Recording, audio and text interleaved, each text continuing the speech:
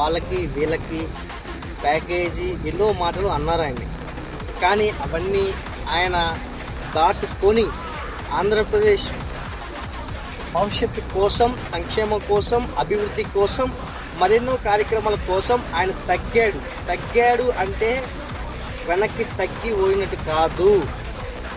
మనల్ని గెలిపించడానికి, మనల్ని ముందుకు తీసుకువెళ్ళటానికి మనలాంటి యువతకు ఆయన భరోసా ఉన్న అని చూపించడానికి ఆయన తగ్గాడు తప్ప మిగతా ఏది కాదు.